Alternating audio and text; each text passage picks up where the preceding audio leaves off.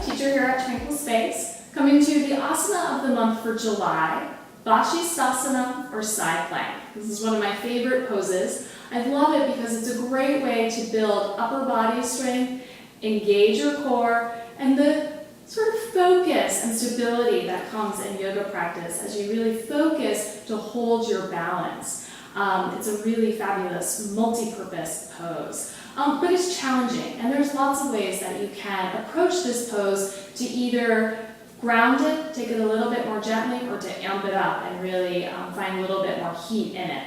So just to walk through sort of the basic variation of the pose, you can start in really from plank, from down dog. You can get fancy and lift from chaturanga up into it. But we'll just come forward from downward facing dog.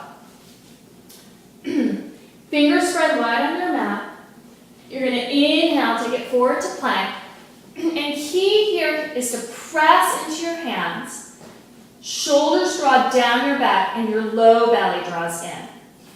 Bringing toes to touch and then roll over onto the outside edge of your foot. You want your shoulder to be directly over your wrist. Press into your hand. And the key to having some endurance in this pose is to take the weight of the body out of the wrist into the upper back, the side waist, and your low belly. So focus on pressing the floor away and lifting the hips.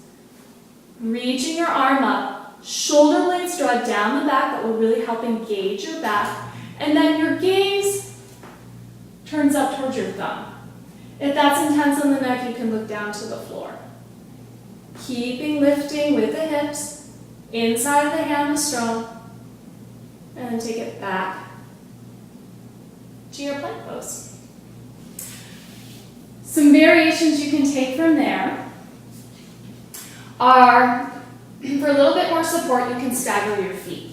So basically you start in your plank, and you just from plank, roll onto the edges of your feet. So now you've got both feet on the mat. This is a little bit more stable. It helps, right? So you have a little bit of leverage to lift the hips up. Sort of a variation from there, and one that I like a lot, is to bring the knee forward. So you're getting the extra support to help hold your body weight, and you're getting a nice hip opener. Another option is to bring one knee to the mat. And to come into the pose like this. This is a little bit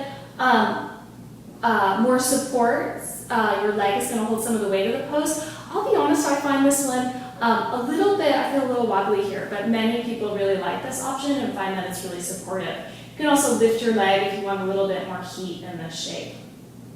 So those are options if you want to take a more accessible approach to the pose, if you want to slow it down, have a little bit more support.